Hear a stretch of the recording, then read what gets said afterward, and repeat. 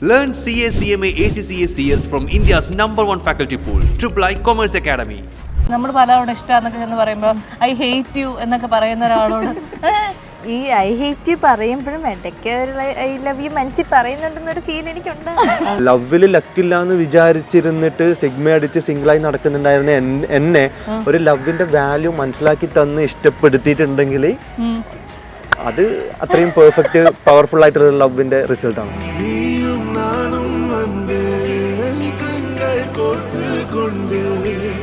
ചേട്ടനെ കണ്ടാൽ ദുൽഖർ സൽമാനെ പോലെ ഇരിക്കുന്നുണ്ടെന്ന് ആരെങ്കിലും പറഞ്ഞിട്ടുണ്ടോ?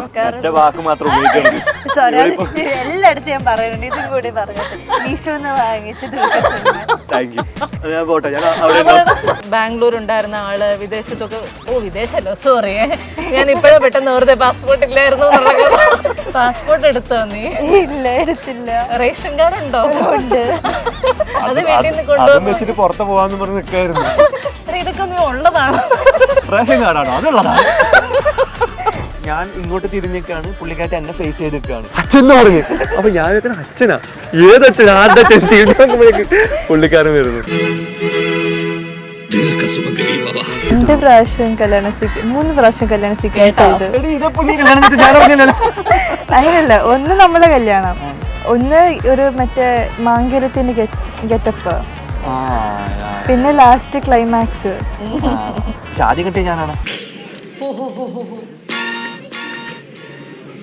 ഇനിയും വീട്ടുകാരുടെ മനസ്സിൽ ചെറിയ ചെറിയ ചില്ലറ പിണക്കങ്ങളൊക്കെ ഉണ്ടാകും, പരിഭവങ്ങൾ ഉണ്ടാകും. അയ്യോ, ഒന്നുമില്ല, ഇനി ഇത് കേട്ടിട്ട് വരണ്ടിരുന്നാ മതി. എങ്കിൽ അങ്ങനെ എന്തെങ്കിലും ഉണ്ടെങ്കിൽ അങ്ങനെയൊന്നും ഇല്ല കേട്ടോ.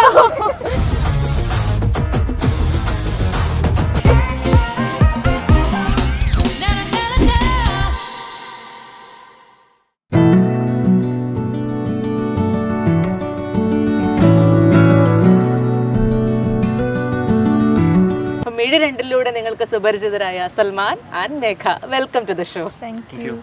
വളരെ സന്തോഷം. വിവാഹം കഴിഞ്ഞ് കുറച്ച് ദിവസങ്ങളൊക്കെ ആയി. എങ്ങനെയുണ്ട്? ആ ഒരു പ്രേമിച്ച് നടന്ന കാലഘട്ടം പോലെ തന്നെ ഉണ്ടോ? പ്രേമിച്ച് നടന്നില്ല, നടക്കാൻ പറ്റിയില്ല അല്ലേ? ബാക്കിലാ നടന്നേ ഉള്ളൂ. ബാക്കിൽ നല്ലോണം നടന്നു. ഇപ്പോഴാണൊന്ന് പ്രേമിച്ച് നടക്കണേ. അങ്ങനെ എന്നിട്ട് പ്രേമിക്കാൻ തുടങ്ങിയപ്പോഴത്തേക്ക് എന്ത് മനസ്സിലായി? ചേട്ടൻ കുറച്ച് റൊമാൻറ്റിക് ആണോ അതോ ഇപ്പോഴും ആ ഒരു സ്റ്റിഫ്നെസ് ഉണ്ടോ? ഇല്ല ഇല്ല, ഭയങ്കര ഓപ്പോസിറ്റ് ആണ്. എന്നെക്കാട്ടും ഡബിൾ ആണ്. അതൊക്കെ സീക്രട്ടാ. അയ്യോ, അതൊന്നും എനിക്ക് പറയാൻ പറ്റില്ല, എനിക്ക് നാണാവുന്നു. പക്ഷെ മേഘയ്ക്ക് എന്തോ പറയണമെന്നുണ്ട്. അത് എന്താടാ? കൊറേ കാലം ഐ ലവ് യു ഒന്നും കേട്ടില്ല, ഇപ്പൊ ഒരുപാട് കേൾക്കുന്നുണ്ട്. അതാണ് ഏറ്റവും വലിയ ചേഞ്ച്. പക്ഷെ എന്നാലേ സൽമാനെ, ഞാനിങ്ങനെ ഓരോ ഇന്റർവ്യൂ കാണുമ്പോഴും ഇത്രയും കാലം ഇത്രയും സുന്ദരിയായ ഒരു പെൺകുട്ടി പുറകെ നടന്ന ചേട്ടാ എനിക്ക് ഇഷ്ടമാണ്, ചേട്ടാ എനിക്ക് ഇഷ്ടമാണെന്ന് പറയുമ്പോൾ മോളെ ഈ വഴിക്ക് വരല്ലേ, മോളെ വരല്ലേ എന്ന് പറയാൻ തോന്നിച്ചത് എന്തുകൊണ്ടാണ്? പുള്ളിക്കാരിക്ക് തോന്നിയ ഒരു അട്രാക്ഷൻ ആയിരിക്കും. പോകെ ഇതിൽ പോയിക്കോളൂ എന്ന് വിചാരിച്ചു നിന്നതാണ്. ട്രൂ ആണെങ്കിൽ കുറച്ചു കാലം കൂടി നിൽക്കുകയാണെങ്കിൽ നോക്കാന്ന് വിചാരിച്ച് മാറ്റി നിർത്തിയതാണ്. പ്രായത്തിന്റെ ഒരു അറിവില്ലായ്മ എങ്ങാനും ആയിരിക്കും വിചാരിച്ച്. അപ്പൊ ഏത് പോയിന്റിലാണ് മനസ്സിലായി ഇത് പ്രായത്തിന്റെ അറിവില്ലായ്മ അല്ല, പ്രായത്തിന്റെ പക്വത കൂടുതലാണെന്ന് എപ്പോഴാണ് മനസ്സിലാക്കി? കാണാതിരിക്കുന്ന ഒരു അവസരത്തിലും ഇതേപോലെ ഒരു മിസ്സിങ്ങും ഇഷ്ടവും കാര്യങ്ങളൊക്കെ ഉണ്ടെങ്കിൽ ആലോചിക്കാന്ന് ആദ്യം ഒരു പോയിന്റിൽ ഞാനിങ്ങനെ വിചാരിച്ചായിരുന്നു. അപ്പൊ ശരിക്കും ഞാൻ അതിൽ നിന്ന് മാറിയപ്പം പുള്ളിക്കാരത്തി പിന്നെയും ഭയങ്കര സ്ട്രോങ് ആയിട്ട് ആ ഒരു ഫീലിങ്സും കാര്യങ്ങളൊക്കെ ഉണ്ടാകുമ്പോൾ എനിക്ക് മനസ്സിലായി, ഒരു പോയിന്റിൽ മനസ്സിലായി അങ്ങനെ. എന്തായിരുന്നു മേഘയ്ക്ക് ഈ സൽമാൻ എന്ന് പറയുന്ന ആളില് ഭയങ്കരമായി അട്രാക്ട് ചെയ്തത്?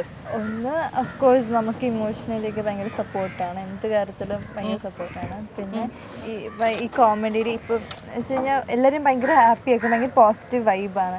അതും ഭയങ്കരമായിട്ട് ഇഷ്ടപ്പെട്ടു. മെയിൻലി സപ്പോർട്ടാണ് എനിക്ക് ഇഷ്ടപ്പെട്ടത്. ഇങ്ങനെ ബാംഗ്ലൂർ ഉണ്ടായിരുന്ന ആള് വിദേശത്തൊക്കെ വിദേശല്ലോ സോറി ഞാൻ ഇപ്പോഴേ പെട്ടെന്ന് ഓർത്തെ പാസ്പോർട്ട് ഇല്ലായിരുന്നു. എടുത്തോടാ നീ? പാസ്പോർട്ട് എടുത്തോ നീ? ഇല്ല, എടുത്തില്ല. റേഷൻ കാർഡ് ഉണ്ടോ? ഉണ്ട്. അത് വീട്ടിൽ നിന്ന് കൊണ്ടുവന്നു പുറത്ത് പോവാന്ന് പറഞ്ഞ് നിൽക്കായിരുന്നു. ഇതൊക്കെ നീ ഉള്ളതാണ്. റേഷൻ കാർഡാണോ? അതുള്ളതാണ്. നമ്മൾ ഒരുപാട് ആൾക്കാരെ, പ്രത്യേകിച്ച് വളരെ ചെറിയ കുട്ടിയാകുമ്പോൾ തൊട്ട് സീരിയലിലൊക്കെ വന്ന ആളാണ്, ഒരുപാട് ആൾക്കാരെ കാണുന്നുണ്ട്. നമുക്ക് ആരോട് വേണമെങ്കിലും ഇഷ്ടം തോന്നാം. ഇങ്ങനെ ഒരാളെ തന്നെ എനിക്ക് എന്തോ ഒരു പ്രത്യേകത തോന്നിയെന്ന് തോന്നിയത് എന്താണ് അങ്ങനെ കുത്തി കുത്തി ചോദിക്കുന്നത്? ഇയാൾ ഇത്രയും തല്ലിപ്പൊളി ആളോട് ആ രീതിയിലല്ലല്ലോ, അതല്ലല്ലോ. എന്റെ പൊന്നേ, ആളുകളൊക്കെ കൂടെ എന്നെ അടിച്ചോടിക്കും, കഷ്ടം. എന്ന് വെച്ച് കഴിഞ്ഞാൽ ഞാൻ ലൈഫിൽ ഭയങ്കര ഒരു ലോ പോയിന്റ് നിൽക്കുമ്പോഴാണ് പാച്ചുവിനെ മീറ്റ് ചെയ്യണേയും പിന്നെ പാച്ചു എനിക്ക് ഫുൾ സപ്പോർട്ട് തരണേ. സോ അതൊക്കെയാണ്, അത് തന്നെയാണ് മെയിൻ റീസൺ. പിന്നെ സപ്പോർട്ടിന് മേലെയുള്ള ഒരു ഇഷ്ടമല്ല, ക്യാരക്ടറും എനിക്ക് ഭയങ്കര ഇഷ്ടമാണ്. ഭയങ്കര സ്ട്രെയിറ്റ് ഫോർവേഡ് ആണ്. അപ്പൊ അതും ഒരു കുടുംബിനി ആയപ്പോ ജീവിതത്തിൽ എന്തെങ്കിലും മാറ്റങ്ങൾ വന്നോ മേഘ? എനിക്ക് നേരത്തെ മറവി രോഗമൊന്നും ഉണ്ടായിരുന്നില്ല, ഇപ്പൊ ഭയങ്കര മറവി എനിക്ക്. സീരിയസ്ലി, എസ്പെഷ്യലി സ്വിച്ച് ഓഫ് ആക്കല്. എനിക്കറിയില്ല ഒരു ദിവസം രാവിലെ കോളേജിൽ പോകുമ്പോഴത്തേക്ക് ഇങ്ങനെ അറിയാം. അപ്പോൾ ഞാൻ പറഞ്ഞു എൻ്റെ സ്ഥലത്ത് നിന്ന് ഇവളുടെ ബസ് കയറുന്ന പോയിന്റ് കുറച്ച് ലോങ് ആണ്. അപ്പോൾ രാവിലെ ഞാൻ ഡ്രോപ്പ് ചെയ്യാൻ വേണ്ടിയിട്ട് പോകും. അപ്പോൾ ഞാൻ ഇവള് റെഡിയായി, ഞങ്ങൾ ഇറങ്ങി ഒക്കെ പോയി. ഞാൻ തിരിച്ച്, അപ്പോൾ ഉച്ചക്ക് തന്നെ തിരിച്ച് ഒരു 3-4 മണിയാകുമ്പോൾ തിരിച്ചെത്തുകയും ചെയ്യും, പിക്ക് ചെയ്യാനും പോകും. അപ്പോൾ ഞാൻ തിരിച്ച് വന്നിട്ട് പിന്നെ റൂമിൽ കയറിയില്ല, ഞാൻ സോഫയിൽ കിടന്ന് TV കാണുമായിരുന്നു. അത് കഴിഞ്ഞിട്ട് ഇവള് വിളിക്കുമ്പോൾ ഞാൻ ഈവനിങ് ഇറങ്ങി പോയി പിക്ക് ചെയ്തൊക്കെ തിരിച്ചു വന്നിട്ട് ഇവള് ഹാളിൽ നിന്ന് ബാഗൊക്കെ വെച്ച് സെറ്റ് ആകുമ്പോഴേക്കും ഞാൻ റൂമിൽ കയറിയിട്ട് ഞാൻ ഹാളിൽ ഇരിക്കുകയാണ്, ഇവള് റൂമിൽ കയറി. റൂമിൽ കയറിയിട്ട് എൻ്റെ അടുത്ത് ചോദിച്ചു, പാച്ചു ആ ഹീറ്റർ ഇട്ടിട്ടാണോ കുളിച്ച് ചോദിച്ചു. ഞാൻ പറഞ്ഞ അല്ല, എന്തേ? അല്ല സ്വിച്ച് ഇട്ടിട്ടുണ്ട്. ഞാൻ പറഞ്ഞു ഇവിടെ രാവിലെ നീട്ടതാണത്, ഞാൻ ഇട്ടതല്ല. അപ്പം ഇവക്ക് അറിയാം ഇവിടെ അങ്ങനെ സ്വിച്ച് ഓഫ് ആക്കാൻ ഭയങ്കര മടിയാണ്. ഫാൻ ഇട്ട് വെച്ചാൽ അങ്ങനെ തന്നെ ഇറങ്ങി വരും, ലൈറ്റ് ഇട്ട് വെച്ചാൽ അങ്ങനെ തന്നെ ഇറങ്ങി വരും. അല്ല. അപ്പൊ ഞാൻ ഇപ്പൊ എന്ത് ചെയ്യുന്നറിയോ, തിരിച്ചൊന്നും ഞാൻ അങ്ങനെ തന്നെ വെക്കും. ഞാൻ തിരിച്ച് ഇങ്ങോട്ടോ എന്താ ഭയങ്കര ഹാപ്പി ആയിട്ട് വരും. ഇങ്ങോട്ടോ ഇത് ആരും ഓഫ് ചെയ്യും. സോറി. എന്റെ കാര്യങ്ങളൊക്കെ എപ്പോഴും ഭയങ്കരമായിട്ട് മറന്നു. ബാക്കിയൊക്കെ വീട് സെറ്റ് ആക്കുന്ന കുഴപ്പമൊന്നുമില്ലല്ലോ, അതൊക്കെ ഭയങ്കരമായിട്ട് ചെയ്യും. പക്ഷെ എന്റെ കാര്യം വരുമ്പോ എല്ലാം മറന്നു. അതെന്താ ചിലപ്പോ ഈ പരീക്ഷയുടെ ടെൻഷനും ഒക്കെ ഉണ്ടാവുമായിരിക്കും അല്ലേ? എനിക്കല്ലേ ആ റീസൺ പറഞ്ഞു തുടങ്ങി, അതായിരിക്കും പറയാണ്. ഇനിയിപ്പോ റൂമിൽ പോയിട്ട് ചേച്ചി പറഞ്ഞ കേട്ടില്ല, ടെൻഷൻ ആയിരിക്കും. അതെങ്ങനെയാ എന്താണ് അല്ല, ഇപ്പം നമ്മൾ ഇപ്പം ബാത്റൂമിൽ നിന്ന് ഇറങ്ങുമ്പോഴത്തേക്കും നമ്മൾ കിച്ചണിൽ അത് ചെയ്യണം, പിന്നെ ഹാളിൽ സെറ്റാക്കാം, ഇങ്ങനെ ആലോചിച്ചുകൊണ്ട് വരണം. അപ്പൊ ഈ കാര്യങ്ങളൊക്കെ ഞാൻ വിട്ടുപോവാണ്, അത്രയേ ഉള്ളൂ കാരണം. അതാണ് ഈ ഭർത്താവിനോട് പറഞ്ഞോ കിച്ചൺ എന്നൊക്കെ പറയുന്നത് ഒരു ഷെയർഡ് റെസ്പോൺസിബിലിറ്റി ആണ്? അതിലൊക്കെ ഞാൻ ലക്കിയാണ്. കിച്ചണിൽ പോയാലും ഇവളിപ്പോ ഒനിയൻ കട്ട് ചെയ്യുമ്പോൾ ഞാൻ കയറി കട്ട് ചെയ്യും, പാത്രം കഴിക്കുമ്പോൾ ഞാൻ മാറ്റി. എനിക്ക് അതെന്താ വെച്ചാല് ശീലമായി. ഇനിയിപ്പോ ആ ശീലം മാറ്റണം. ഇനിയിപ്പോ ആ ശീലം ഒന്ന് മാറ്റണം. വെറുതെ എന്തിനാ ഇവളുടെ ജോബ് ഞാൻ ബുദ്ധിമുട്ടിക്കണം. സൽമാൻ എപ്പോഴെങ്കിലും ആഗ്രഹിച്ചിരുന്നോ നമ്മൾ ജോലി ചെയ്യുന്ന അതേ പ്രൊഫഷണലിൽ നിന്ന് തന്നെ ഒരാള് ജീവിതത്തിലേക്ക് വരണം എന്നുള്ളത്? ഞാനൊരു സത്യം പറയട്ടെ, ഞാൻ കല്യാണേ വേണ്ടെന്ന് പറഞ്ഞ് സിഗ്മ അടിച്ച് നടക്കുകയാണ്. സത്യമായിട്ടും ലാസ്റ്റ് ഒരു കുറച്ച് കാലം മുമ്പ് ഒരു ബ്രേക്കപ്പ് ഒക്കെ കഴിഞ്ഞപ്പോൾ എന്താ പറയാ, എനിക്കുള്ളിൽ ഭയങ്കര ഒരു തോന്നലുണ്ടായിരുന്നു, എനിക്ക് ലവ് ലൈഫ് പറഞ്ഞതല്ല, ലവിലൊരു ലക്കില്ല, ഇനി വേണ്ട പോട്ടെ, ഇനി സ്വന്തം കാര്യം നോക്കാം. സത്യം പറഞ്ഞാൽ ആകെ ഉണ്ടായ മോട്ടോ വർക്ക് ചെയ്യുക, പൈസ ഉണ്ടാക്കുക, ട്രിപ്പ് അടിക്കുക, എൻജോയ് ചെയ്യുക. ഇങ്ങനെ വിചാരിച്ചിട്ട് സെപ്പറേറ്റ് ആയിട്ട് ഞാൻ എന്റെ കാര്യം നോക്കി അങ്ങനെ പോവായിരുന്നു.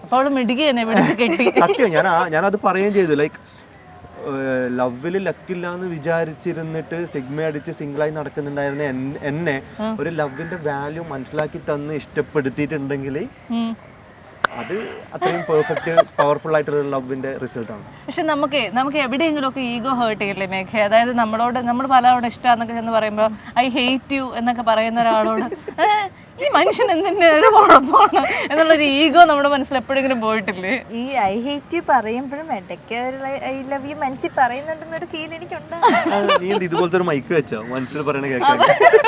നമ്മൾ കോളേജ് പഠിക്കുന്ന സമയമാണ്, നമുക്കിങ്ങനെ ഒരു പ്രണയമുണ്ടെന്നൊക്കെ വീട്ടിൽ പറയുമ്പോൾ സ്വാഭാവികമായിട്ടും എല്ലാ പെൺകുട്ടികളുടെയും വീട്ടിൽ പറയുന്ന കാര്യങ്ങൾ എനിക്കറിയാം. പഠിക്കുന്ന സമയമാണ്, അത് കഴിഞ്ഞ് ഇതൊക്കെ കഴിഞ്ഞ് നമുക്ക് പിന്നെ ആലോചിക്കാം. അത്തരം കാര്യങ്ങൾ ഒക്കെ വീട്ടിൽ പറഞ്ഞപ്പോൾ എന്തായിരുന്നു മേഘയുടെ മനസ്സിൽ കൂടെ പോയത്? വീട്ടിൽ പറഞ്ഞിട്ടില്ല. സ്വാഭാവികമായിട്ടും അറിയാം, പക്ഷെ ഞാൻ തുറന്നു പറഞ്ഞിട്ടില്ല. എനിക്കിത് ചോദിച്ചാലും അങ്ങനെയൊന്നും ഇല്ലെന്ന് പറഞ്ഞു. കാരണം ഇവിടെ എനിക്ക് ഉറപ്പുണ്ടായിരുന്നില്ല. വീട്ടിലെങ്കിലും കിടക്കാനൊരു ഇഞ്ച് സ്ഥലമുണ്ട്, അതും ഇല്ലാതാവോ, കിടപ്പാടും പോകുമെന്ന് വിചാരിച്ചിട്ട് അതും പറഞ്ഞില്ല. ഞാൻ എസ് എന്ന് പറയുന്നതിന്റെ ഒരു പേടി ഉള്ളതുകൊണ്ട് പറയോ ഇല്ലയോ എന്നുള്ള. ആക്ച്വലി ഇഷ്ടക്കുറവ് എന്നല്ല, ഞാൻ പറഞ്ഞല്ലോ, എനിക്ക് ഒന്ന് പുള്ളിക്കാരത്തിന്റെ എഡ്യൂക്കേഷൻ അത് കംപ്ലീറ്റ് ആക്കണം, അത് പ്രോപ്പർ ആക്കണം എന്നുള്ളൊരു സാധനം ഉണ്ടായിരുന്നു. രണ്ട്, ഞാൻ പറഞ്ഞ പോലെ ഏജിന്റെ ഒരു അട്രാക്ഷനും കാര്യങ്ങളും അതും ആവാം.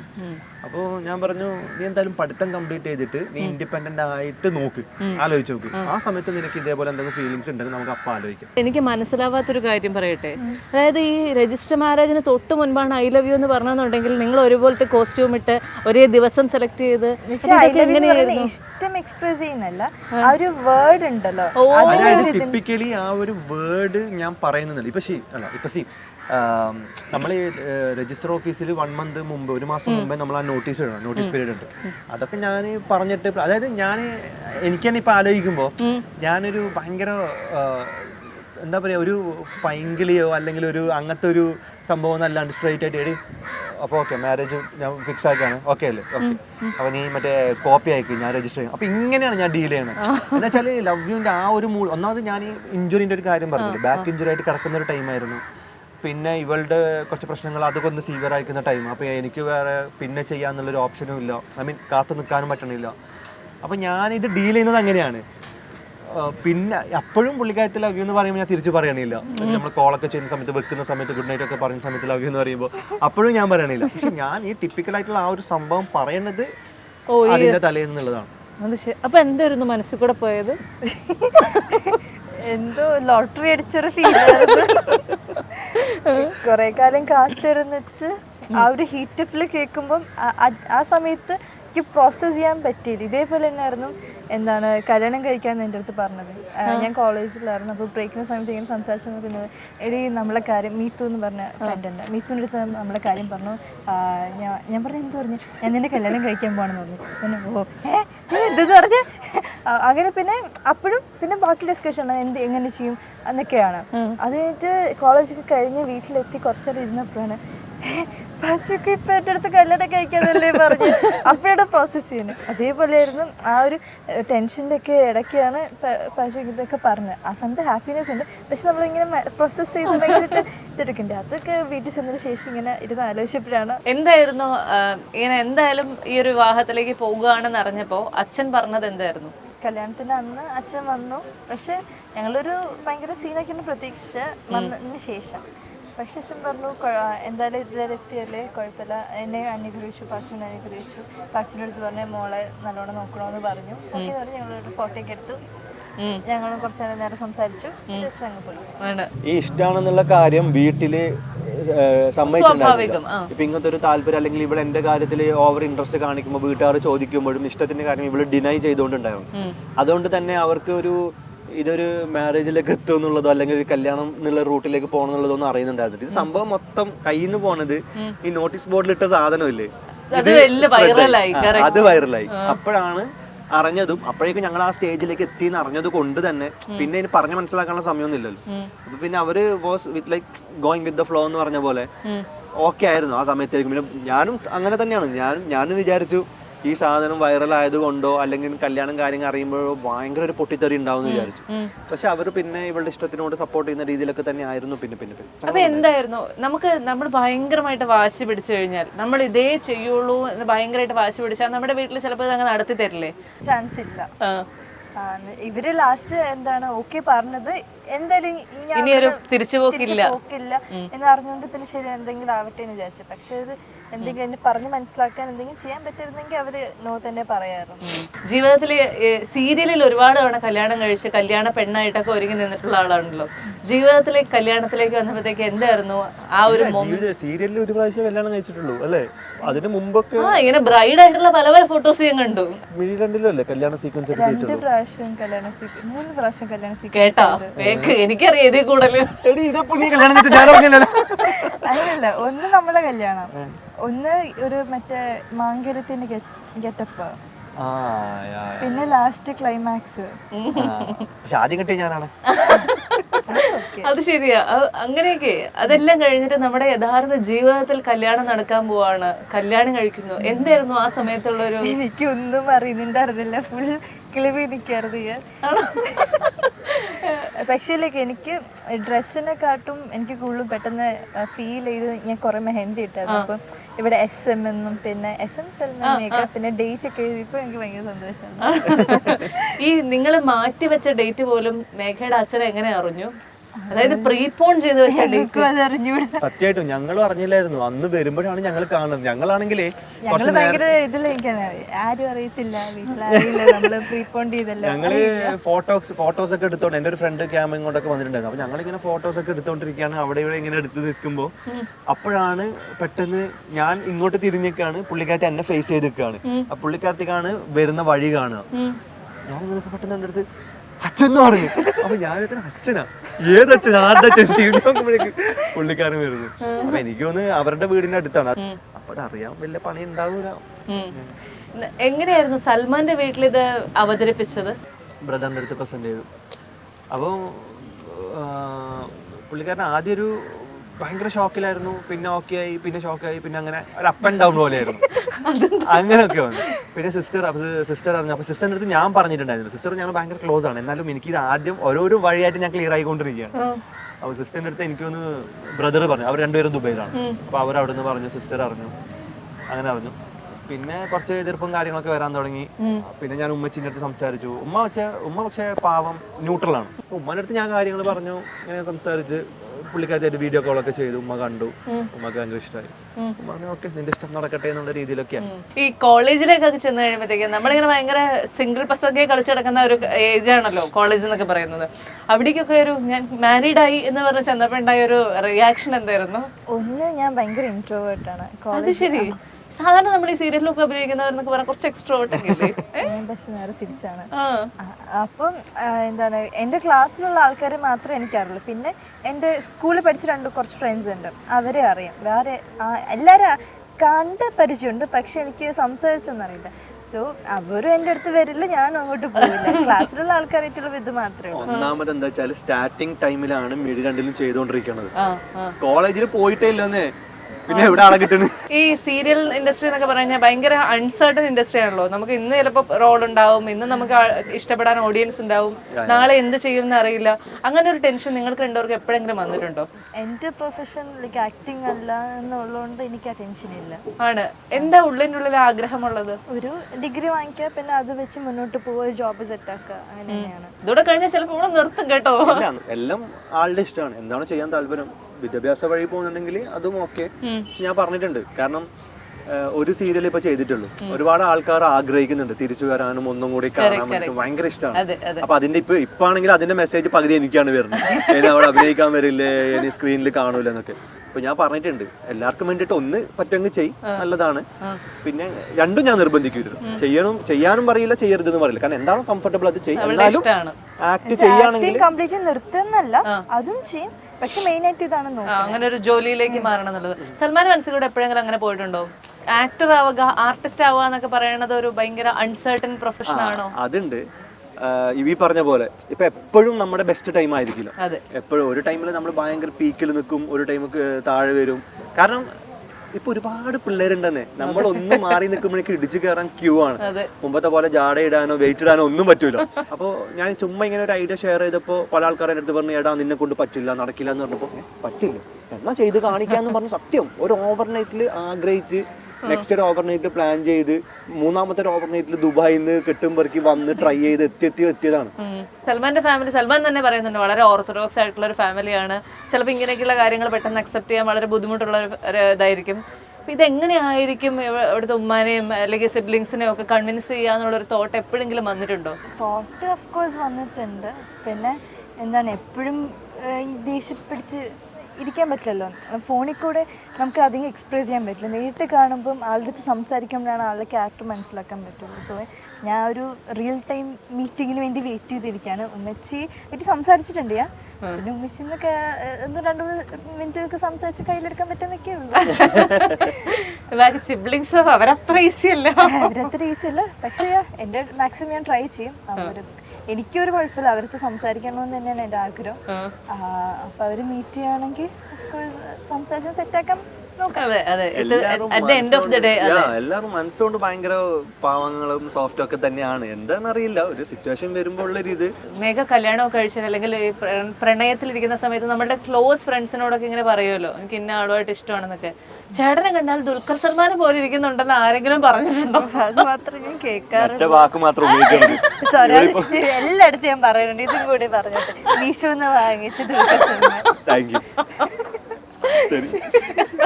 ഞാൻ പോട്ടെ, ഞാൻ അവിടെ മീഷോന്ന് വെച്ചാൽ ദുൽഖർ സൽമാൻ കേൾക്കണ്ട കേട്ടിട്ടുണ്ടാവും മിക്കവാറും അല്ലേ, ഈ സമയത്തൊക്കെ അറിഞ്ഞിട്ടുണ്ടാവും. ഈ ഇത്രയും ദിവസം നമ്മൾ ഒരുമിച്ച് നിന്ന് കഴിഞ്ഞപ്പോഴത്തേക്കും മനസ്സിലാക്കിയ ഒരു ഇഷ്ടമില്ലാത്ത സ്വഭാവം എന്താ സൽമാന്റെ? എന്തൊക്കെയോ കുറവുണ്ട്, പക്ഷെ എനിക്ക് പുറത്തെടുക്കാൻ ഒന്ന് ഞാൻ പറയാം. എന്നെ വഴക്ക് പറഞ്ഞ ഒരു കാര്യം വെച്ചാൽ ഡ്രസ്സ് ഞാൻ അവിടെ ഇങ്ങനെ വലിച്ചിടും. അപ്പൊ ഈ ഒരു മിസ്പ്ലേസിങ് കാര്യങ്ങളൊക്കെ കണ്ട അതിന് പറയും വാച്ചു ഇവിടെ ഇടല്ലെന്നല്ല പറഞ്ഞെന്നും പറഞ്ഞ് കൊണ്ടുപോകുന്ന ഒരു സാധനമുണ്ട്.